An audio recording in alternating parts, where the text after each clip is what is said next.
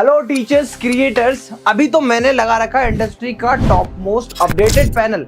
But अगर आपका panel पुराना हो चुका है या सस्ते में आपने कोई ऐसा पैनल लिया है जिसपे आपको लैग फील हो रहा है, क्वालिटी नहीं आ रही है, उतने अच्छे से स्पीड अप आप काम नहीं कर पा रहे हो, तो उसका सॉल्यूशन है आज मैं आपके किसी भी पैनल को आप एक्चुअल फास्ट कर सकते हो। नोट 3 जैसे जिसपे खान सर पढ़ाते हैं, विकास कीर्ति सर पढ़ाते हैं, वो सॉफ्टवेयर को यूज कर सकते हो, सब कुछ कर सकते हो। सोच के देखिए, पुराना पैनल नया करने की बात कर रहा हूं मैं।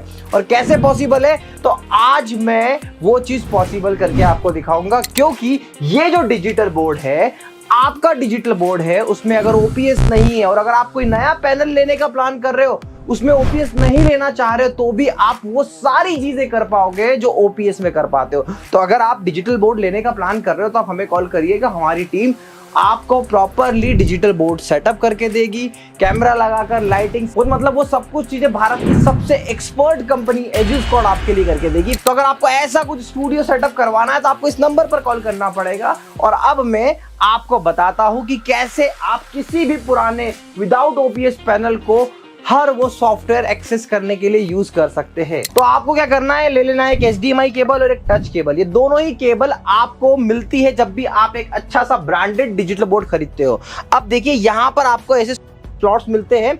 एक स्लॉट आपको मिल रहा है HDMI का, पीछे भी होते हैं पर यहाँ पे सामने दे रखा है, तो एक HDMI आपने ले ली और दूसरी स्लॉट आपने ले ली अपनी ये प्रिंटर टाइप की स्लॉट होती है, इसको आपने यहां पर लगा लिया। उसके बाद में क्या करना है, इन दोनों चीजों को आपको लगाना है अपने इस टाइप के लैपटॉप में जिसमें HDMI पोर्ट मिले। तो यहां पर HDMI और USB दोनों अवेलेबल है, तो मैं पहले HDMI पोर्ट लगा देता हूं और यहां पे मैंने लगा लिया USB पोर्ट।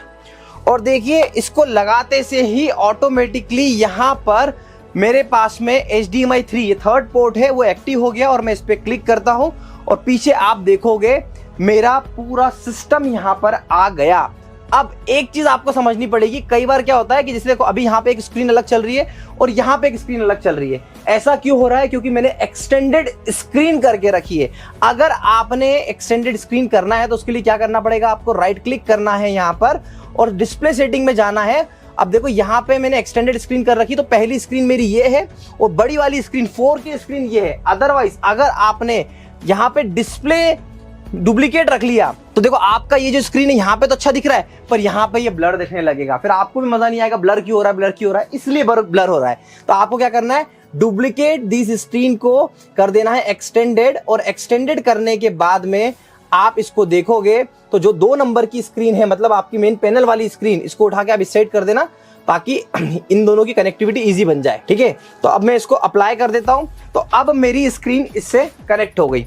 अब देखो, 2 केबल लगाने का मतलब क्या था, अब मैं यहाँ पे कुछ टच भी कर रहा हूँ ना, तो देखो ये वर्क कर रहा है। ये एक ब्यूटी है। अब मैं क्या करूंगा, जैसे मेरे को पावर पॉइंट ओपन करना है, मैं नोट ओपन कर लेता हूं और इस नोट सॉफ्टवेयर को उठाकर ड्रैग एंड ड्रॉप कर मैं इसको यहां पर ले आता हूं। देखिए यहाँ पे आ गया और यहां से कर लेता हूं इसको फुल स्क्रीन पे। ये अब मैं पेन सिलेक्ट करता हूं, तो मतलब अब मैं जो भी चीज यहाँ पे लिखना चाहूँ, जो भी चीज करना चाहूँ, नोट 3 देखो ये सारे टूल, सारे सॉफ्टवेयर मेरे लिए अवेलेबल हो गए, सब कुछ प्रॉपर अवेलेबल है। अब आपका पैनल स्लो नहीं होगा, क्योंकि देखो यहाँ पे अभी जो डिजिटल बोर्ड यूज हो रहा है ये जस्ट स्क्रीन यूज हो रहा है। समझने की कोशिश करना, मैं आपको लेके चलता हूँ और एक्सप्लेन करने की कोशिश करता हूँ कि बेसिकली हो क्या रहा है। तो अभी हमने क्या किया कि अभी हमने हमारी ये जो स्क्रीन है ना, ये जो आप स्क्रीन देख रहे हो, ये है हमारा डिजिटल बोर्ड। अभी इसमें क्या है, पीछे एंड्रॉइड लगा हुआ है और उसी में ऑपरेटिंग सिस्टम है। अब हमने क्या किया, हमने एक लैपटॉप कनेक्ट कर दिया और ये लैपटॉप इससे कनेक्ट कर दिया, तो ये सिर्फ एक स्क्रीन की तरह एक्ट कर रहा है। तो जो जितना लैपटॉप का कॉन्फ़िगरेशन, अब आप इसमें i9 लगा लो, i7 लगा लो, अब सब कुछ जो काम कर रहा है वो लैपटॉप ही कर रहा है। हर पैनल में फीचर होता है, बस यही आपको बताना था। तो आशा करता हूँ एजुस्कॉर्ड के इस चैनल के माध्यम से मैंने आज आपको फिर से एक और वैल्यू एड ऑन करी होगी। आपके अंदर कोई डाउट होंगे, कुछ संकोच होगा तो कमेंट करके मुझसे पूछिएगा। अगर इस वीडियो से वैल्यू मिलती है तो लाइक कर आपका प्यार जरूर दिखाइएगा। Thank you so much for watching.